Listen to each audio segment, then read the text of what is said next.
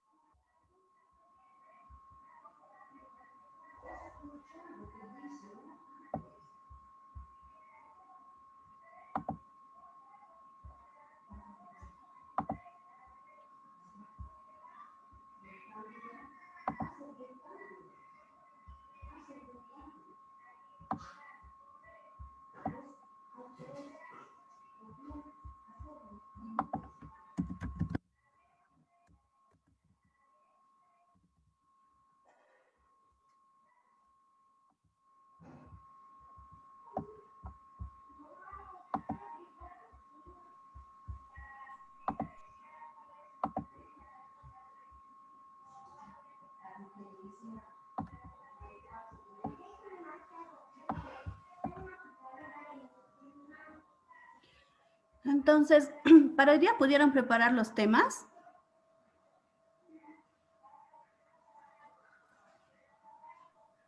¿Qué grupo quiere Mi empezar? grupo sí, doctora, Ya empezamos con tu grupo, por favor. pero falta que ingresen, doctora. Puedes estar preparando la exposición, subiendo, nos esperamos que ingresen.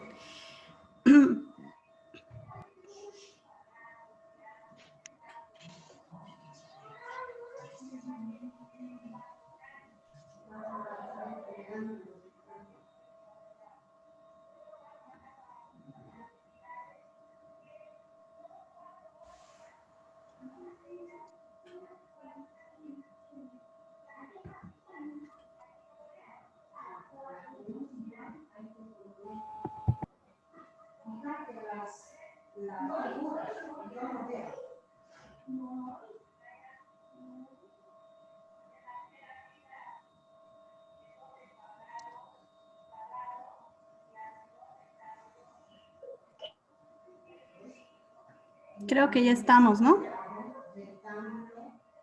La voy a habilitar para que compartan.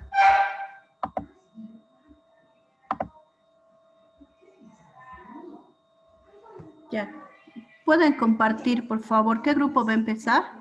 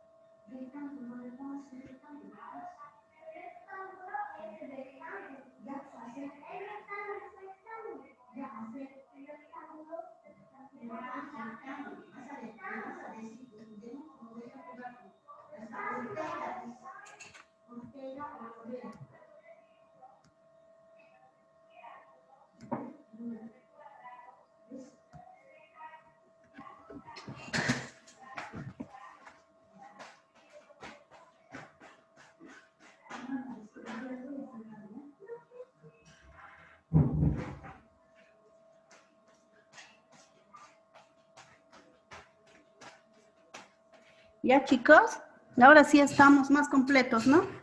¿Qué grupo va a empezar o vamos en orden?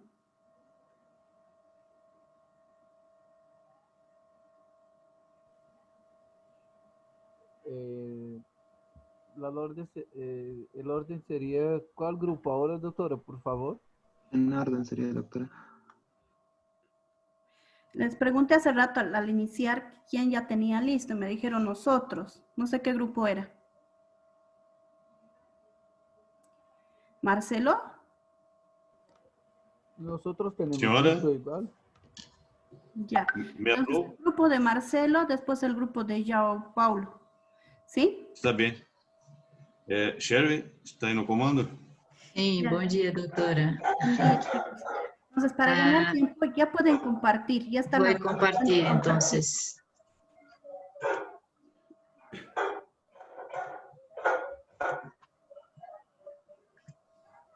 ¿Se ve, doctora? Sí, Sí. sí, se ve muy bien. Então, bom dia a todos. El tema que nos tocó la atención. Yo soy Shirley y mis compañeros Marcelo Nogueira, Marcelo Farfán y Brian de Castillo. A empezar, a ver, ¿qué es la atención? Para a psicologia, a atenção é uma qualidade de percepção que funciona como uma espécie de filtro dos estímulos, que vai evaluar quais são os mais relevantes, dotando de prioridade para um processamento mais profundo. Dito de outra maneira, é um mecanismo que controla e regula os processos cognitivos. Também pode dizer que retira um pensamento de várias coisas para tratar efetivamente outras coisas. Então, se pode definir como a capacidade de selecionar e concentrar-se nos estímulos relevantes. Tipos de atenção. Atenção arousal. Essa atenção é uma atenção de alerta, de vigília ou de consciência. E hace referência ao nosso nível de ativação e ao nível de alerta quando estamos adormilados ou enérgicos. Um estado de sono, vigília. E ela utiliza também recursos do corpo, né? Para atividades vigorosas e intensas. E, por conta das emoções, provoca câmbios na atenção. A atenção focalizada também é chamada de atenção seletiva. Se refere à capacidade de centrar nossa atenção em algum estímulo, ou seja, a capacidade de atender a um estímulo ou atividade em concreto, em presença de outros estímulos distractores. Essa atenção focalizada, ela focaliza em uma tarefa determinada e também pode sofrer estímulos externos. Por isso, ela é super variável. E atenção sostenida trata da capacidade de atender a um estímulo ou atividade durante um largo período de tempo. É uma atenção de vigilância. Por exemplo, ao mirar as classes de bioquímica, temos que ter uma atenção sostenida. Um controlador aéreo também, em seu trabalho, se utiliza dessa atenção sostenida. A atenção alternante consiste na capacidade de cambiar o foco atencional entre dois ou mais estímulos. Por exemplo, cambia o foco de atenção de um estímulo a outro sem prejuízo das atividades. Ao ler uma receita e a ser preparar a comida, por exemplo.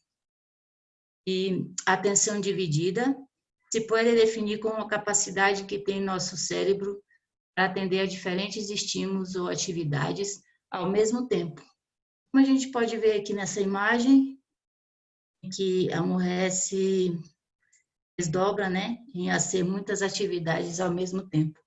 Ela é conhecida como atividade multitarefa também. A atenção involuntária está vinculada com o surgimento de algum estímulo que resulte novo, significativo e forte. Por exemplo, em uma charla com outra pessoa, se estouram fogos artificiais, sua atenção se voltará involuntariamente a essa queima de fogos. A atenção voluntária é desenvolvida ao largo da niñez, por meio de aprendizagem escolar e linguagem. A atenção voluntária é a concentração de maneira voluntária o indivíduo faz um esforço ativo e consciente, retirando, né, o pensamento de outras coisas para ser uma só, e lhe motive o que seja mais interessante. Agora, Brian dá continuidade. Doctora, buenos días. Compañeros, buenos días. Yo voy a presentar acerca del sistema atencionales y neuroanatómicos. Acá vamos a ver acerca de cómo se relacionan los diversos sistemas neuroanatómicos con la atención. En primer lugar, tenemos el sistema activador reticulador ascendente, más conocido como el SARA, o también denominado red de alerta. Este sistema se encarga principalmente de regular el arousal. ¿A qué nos referimos con arousal?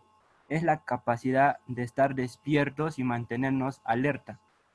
Y por último tenemos la ayuda a la atención sostenida.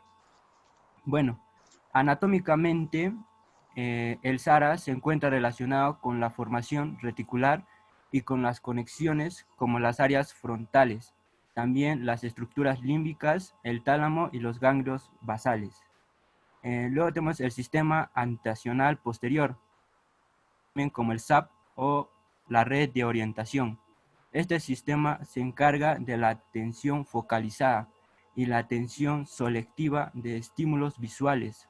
Bueno, anatómicamente este sistema está relacionado con la corteza parietal posterior, el núcleo el tálamo y el colículo superior.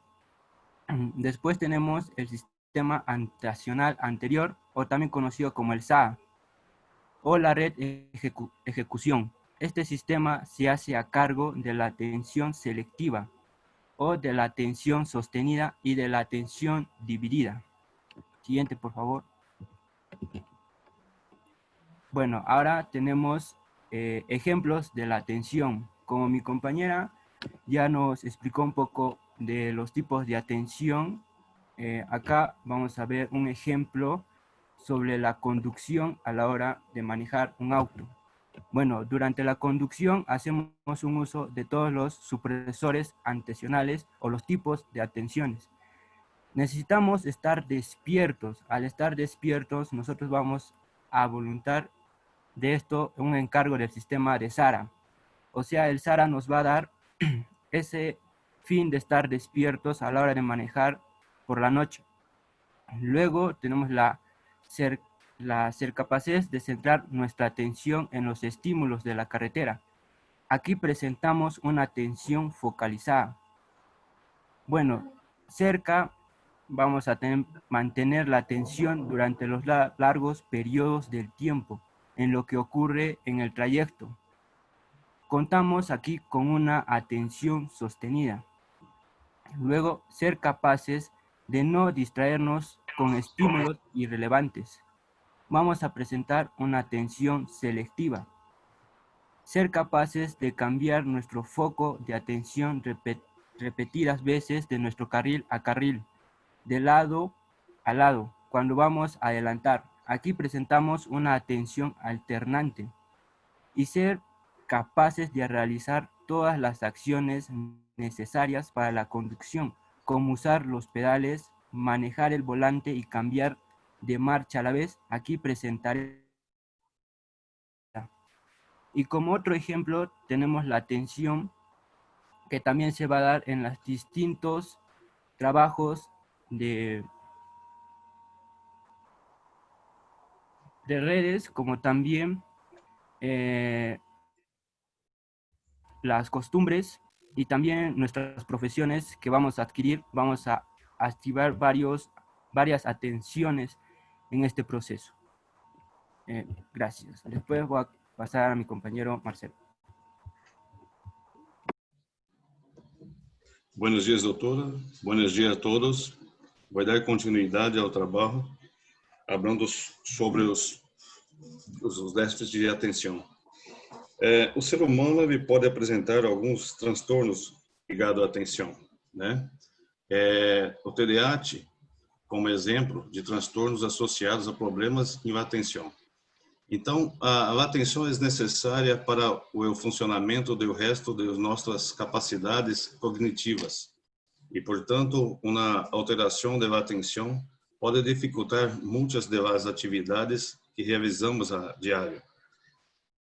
O transtorno mais conhecido da atenção é provavelmente o transtorno por déficit de atenção por hiperatividade, TDAH, ou sem hiperatividade, que é TDA. Pode passar. TDAH, nós... Pode voltar. Não, volta atrás um pouco. Não, pode subir. Isso aí.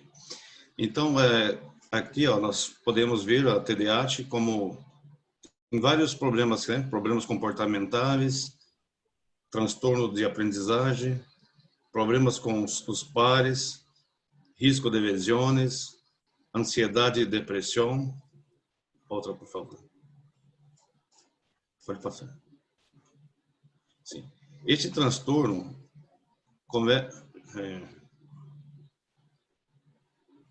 não, pode... Não é essa? Não, essa.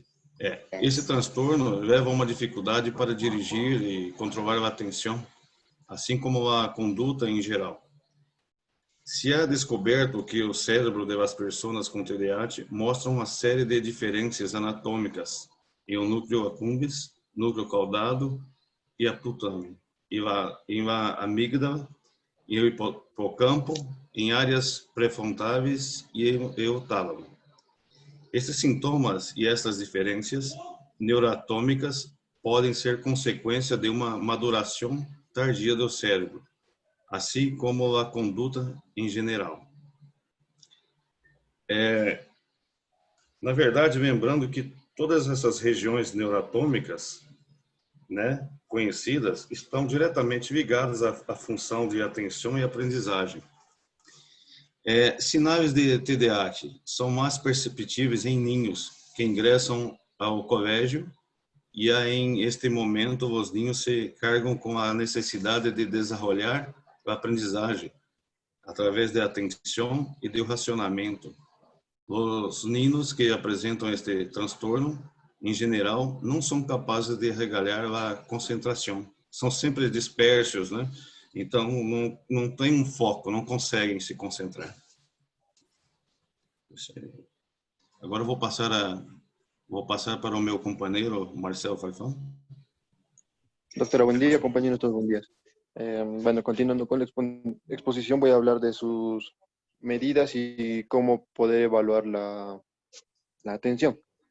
Para poder evaluar la atención vamos a necesitar de ayudas para diferentes ámbitos que se van a realizar en cada uno. Como tenemos ámbito académico, los ámbitos clínicos y ámbitos profesionales. Lo que consiste en ámbito académico es saber si un alumno va a necesitar ayuda constante para su estudio. En lo que es clínico, el paciente es capaz, si es que el paciente es capaz de realizar una vida normal. En lo ámbito profesional, si es que el trabajador va a estar capacitado para que aguante un empleo laboral. Ahora, vamos a hablar de evaluaciones neurológicas, que se enfoca en mediciones eficaces y van a ser una atención fiable. Ahora, vamos a tener una serie de conjuntos de tests, que estos evalúan sus procesos de la atención. Atenciones focalizadas, atención dividida, medir tiempo de respuesta, percepción visual, velocidad de procesamiento, rastreo visual y coordinación de ojo y mano. En estos se enfocan como la prueba de Stroop, el test de variable de atención, como la tarea de organización visual de Hooper y la prueba de rendimiento continuo, que es lo que se encargan en realizar estas actividades. Por favor, siguiente. Ahora tenemos los tests, que estos nos van a ayudar más a profundidad cada uno, como tenemos el test de simultaneidad de Adsheet. En esto se encarga que el paciente es necesario el recorrido aleatorio de la bola blanca y poder entender la palabra que aparece en el centro de ella, en la pantalla. Hay que coincidir que el color en que está escrito va a dar la respuesta a lo que va a presentar atención en dos estímulos al mismo tiempo. Se da por afrontar cambios de estrategia y nuevas respuestas y capacidad de monitorización y visualización del mismo tiempo. Tenemos también el test de celeridad, que es el Red-Haycourt. En esta se encarga que la actividad aparece en cuadros azules. En esto tienen que pulsar repetidamente, como sea posible, el botón que está dentro del cuadro para obtener un buen resultado. Siguiente, por favor.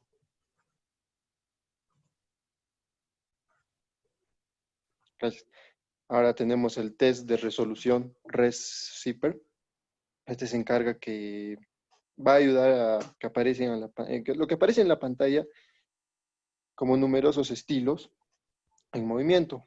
El paciente necesita pinchar varias veces el estímulo objetivo rápidamente y evitar pinchar un estímulo incorrectos que se le da. Tenemos el test de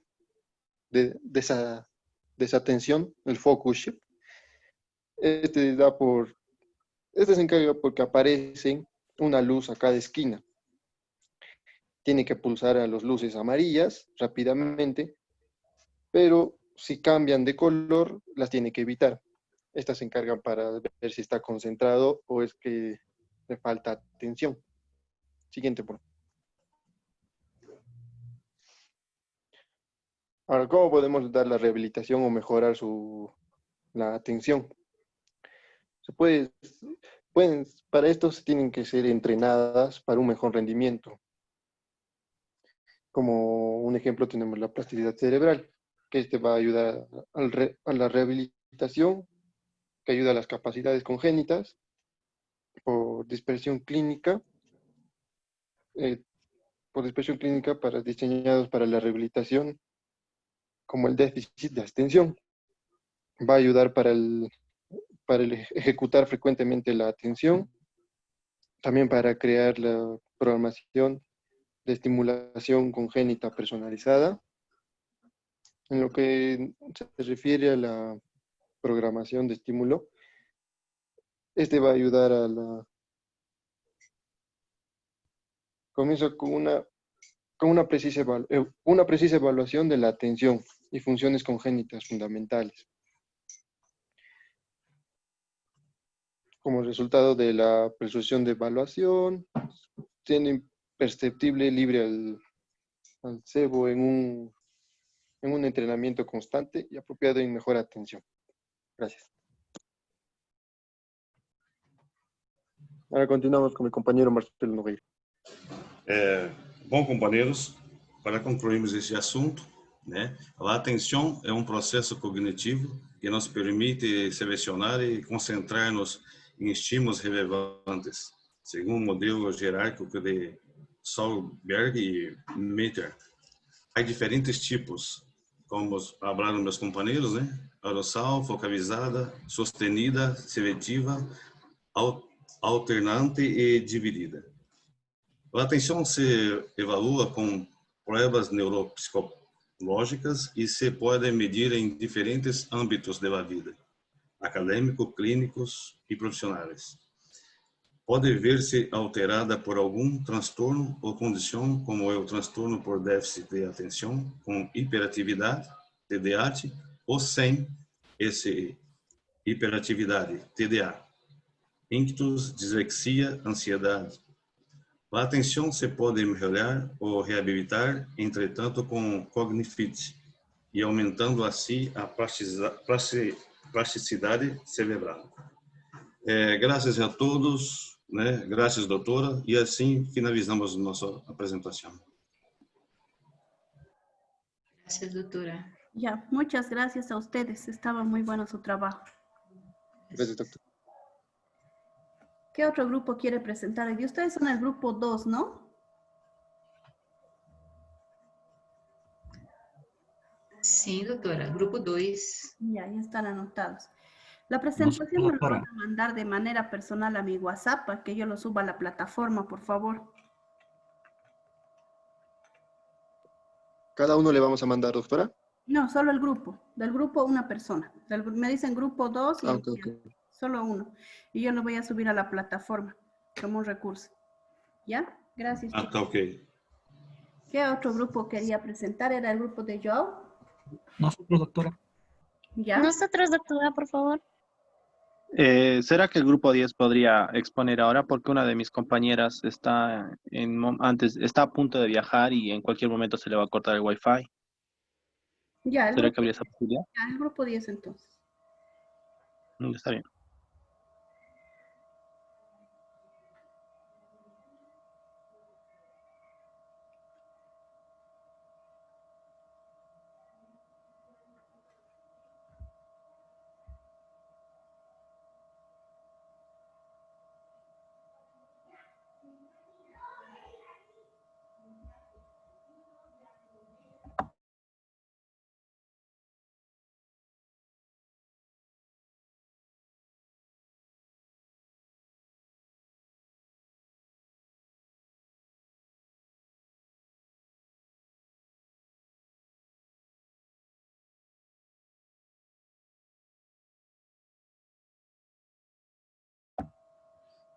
¿Pueden compartir, chicos?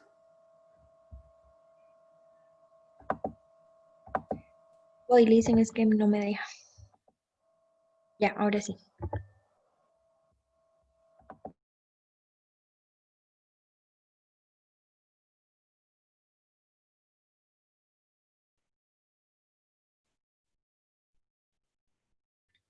Listo. Buenos días, compañeros. Vamos a exponer agnosia e ignosia. La agnosia es la incapacidad de procesar la información sensorial seguido de una incapacidad para reconocer lo que son objetos, personas, sonidos, olores o tamaños. La agnosia es el resultado de algunas lesiones, tales como lo que es un infarto, puede ser por un tumor, un absceso o un traumatismo. O también se puede dar por degeneración en las áreas del cerebro que integran la percepción, la memoria y la identificación. Por ejemplo, cuando una persona tiene Alzheimer o la enfermedad de Parkinson también puede desencadenar esta degeneración y presentar lo que es la agnosia. Vamos a ver lo que son los tipos de agnosia. Bueno, cada lesión cerebral en particular puede causar diferentes formas de agnosia que pueden afectar cualquier sentido. Habitualmente se presenta, es un solo sentido el que se ve afectado, entonces podemos ver que si se ve afectada la audición se llamaría una agnosia auditiva y es la incapacidad para identificar los objetos a través del sonido, como un teléfono que suena, no lo va a poder identificar. El sabor, llamado agnosia gustativa, si es de olor, agnosia olfativa, agnosia táctil o agnosia visual. Otras formas de agnosia que podemos visualizar y son muy específicos y complejos en uno de los sentidos puede ser lo que es la aprosopagnosia, que es la incapacidad de reconocer los rostros perfectamente conocidos, por ejemplo, de amigos cercanos, los padres, no va a poderlos distinguir en clase general, a pesar de la capacidad de identificar los rasgos faciales y objetos genéricos. Otra, aparte de la aprosopagnosia, está la anosognosia, que es la falta de conciencia que existe con un déficit o falta de conocimiento de un déficit existente. Es decir, suele asociarse con un daño en el lóbulo parietal no dominante, que sería el derecho, y suele deberse a un accidente cerebrovascular, un traumatismo encefálico agudo. Los pacientes con múltiples impedimentos pueden no ser conscientes de una deficiencia por estar plenamente conscientes de otras. Los pacientes con anosognosia pueden negar su déficit motor, no distinguen que tienen ese problema, insistiendo de que nada está mal cuando un lado de sus cuerpos está completamente paralizado. Sí se les muestra la parte que está paralizada de su cuerpo, pero pueden negar que sea suya, aunque pues se les muestre y las tengan ahí. Es un fenómeno pues que muchas veces está realizado está relacionado pues con esto y los pacientes ignoran las partes paralizadas o que hayan perdido parte de la sensibilidad, que se llama pues como una heminatención, o el espacio que los rodea, que sería lo que es la inatención unilateral. En este caso es más frecuente la afectación del lado izquierdo del cuerpo. Otra que podemos visualizar es la agnosia somatosensitiva, que también puede ser el resultado de lesiones en el lóbulo parietal. Los pacientes con agnosia somatosensorial tienen dificultad para identificar un objeto opuesto al daño, un objeto o un familiar, por ejemplo, una llave, un pasador de seguridad, y se les puede colocar incluso en la mano, en el lado del cuerpo opuesto al daño y no lo van a identificar. Sin embargo, cuando ven el objeto, inmediatamente lo reconocen y pueden identificarlo. Entonces, los tipos de agnosia, para resumir, sería la asterognosia, que es la imposibilidad de distinguir las formas de los objetos del tacto; anosognosia, que es la falta de conciencia de padecer una enfermedad; autosomatognosia, que es la incapacidad de reconocer las partes de su cuerpo; alexia, que es la incapacidad para comprender las palabras escritas e impresas; la agrafía es la incapacidad para expresar las ideas y los pensamientos por escrito; y la aprosopagnosia, que es la incapacidad para reconocer los rostros. Seguimos con los diagnósticos. Los diagnósticos se van a hacer pruebas neurológicas junto a la cama del paciente. Esto es que al paciente se le van a poner varios objetos en la camilla y ellos tienen que identificar cuáles son los objetos. O bien se les va a tocar las partes del cuerpo y ellos tienen que identificar qué parte o qué sensación tienen. Luego tenemos las pruebas neuropsicológicas, que les van a poner objetos, fotografías y ellos tienen que identificarlos. Y las neuroimágenes, que ya van a ser resonancias magnéticas, rayos X, en los que se puede ver qué lóbulo puede ser afectado. Luego tenemos el pronóstico. La recuperación de la agnosia va a estar influenciada por el tipo de agnosia que tenga, también por el tamaño y la localización de las lesiones. El grado de deterioro va a ser, también puede ser el grado de deterioro, la edad del paciente, no va a ser la misma en un adulto mayor que en un niño o en un joven. Y la eficiencia de la terapia, esto va a ser también por el tratamiento. Que el tratamiento van a ser dos. Puede ser tratamiento de la causa. Esto se va a utilizar si el paciente necesita una cirugía o necesita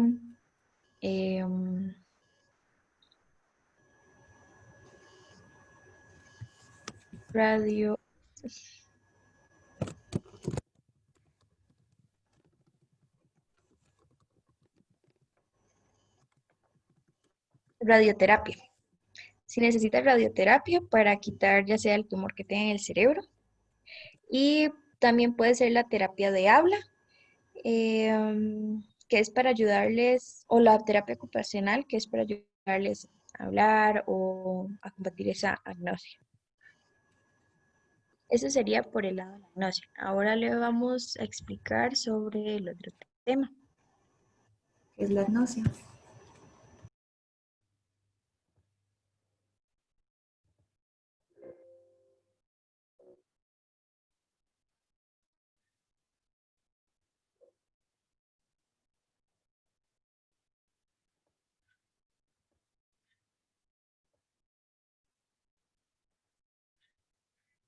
Listo.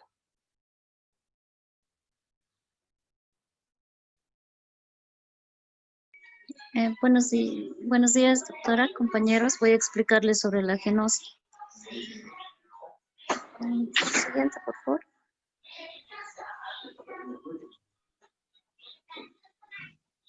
Con la siguiente, por favor.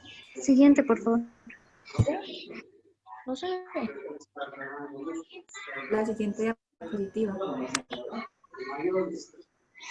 Voy. Bueno, voy a explicar. La agnosia es la capacidad que tiene nuestro cuerpo para poder reconocer información previamente aprendido, como pueden ser los lugares, personas u objetos a través de los sentidos.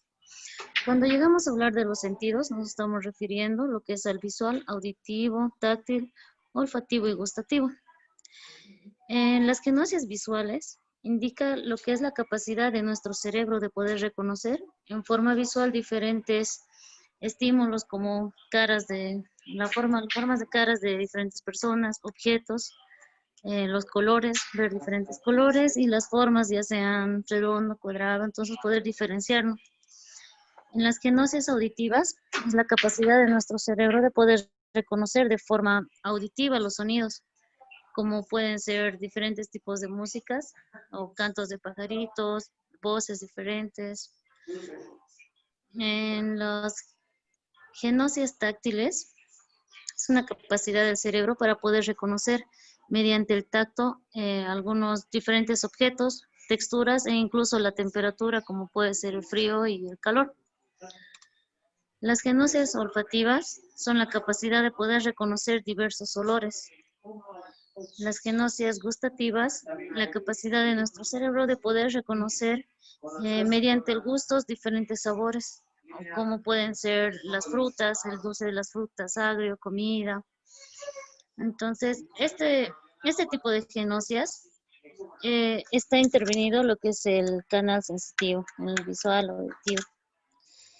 También llega a existir lo que es el esquema corporal, que es un agnosia complejo, en el cual es la capacidad de nuestro cerebro para poder reconocer el cuerpo en su todo o ya sea en sus partes por separado, como distintos movimientos, ya sea de que puede ser correr, trotar, jugar, o decir para encender la luz, entonces alzar la mano y poder tocar el interruptor para poder encender, entonces para poder reconocer cada parte del cuerpo.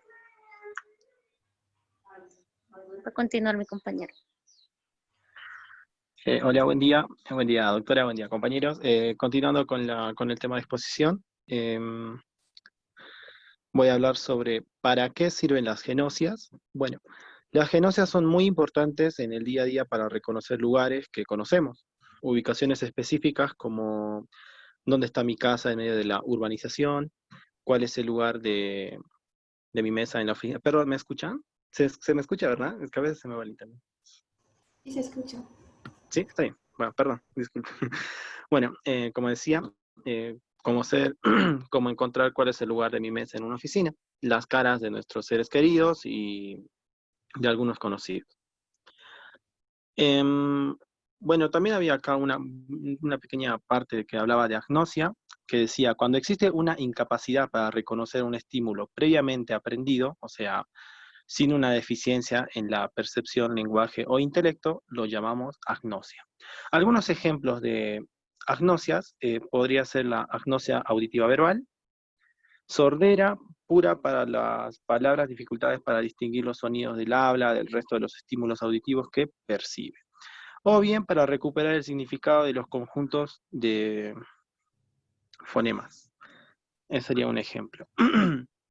Bueno, tenemos otro punto que dice, ¿qué actividades podemos realizar para estimular las agnosias? Bueno, reconocer rasgos faciales, mostrando una imagen de una cara formada por los ojos de una persona y la boca y barbilla de otra. A su lado ponemos la imagen de cuadros, no sé si está en la diapositiva, pero bueno, la persona tiene que reconocer entre estas 4 caras que van a formar una cara inicial. También tenemos que reconocer tamaños, mostramos una imagen con un determinado tamaño, por ejemplo, un cuadrado grande, y a continuación se muestran 3 cuadrados de diferentes tamaños. Las personas deben reconocer entre estos cuadros cuál tiene el mismo tamaño que la imagen inicial. Tenemos también para reconocer un ángulo de giro, una imagen con determinado ángulo de giro y a continuación también la misma imagen con 3 ángulos distintos. La persona debe reconocer de esas 3 imágenes tiene el mismo ángulo de giro la inicial. También podemos ver una imagen degradada. Presentamos a una persona la imagen degradada de un objeto, alimento, animal, persona u otra cosa. Es decir, una imagen que no se vea completamente completa, ¿no? Para que la persona trate de identificar de qué objeto se trata más o menos la imagen. Bueno, eso sería por mi parte. Ya, chicos, muchas gracias. Gracias. Gracias, justo a tiempo porque ya se está acabando esta reunión. Lo grabo, volvemos a entrar, por favor, y los otros dos grupos pendientes que dijeron nosotros, ellos van a exponer. ¿Ya? Bueno. Gracias, chicos.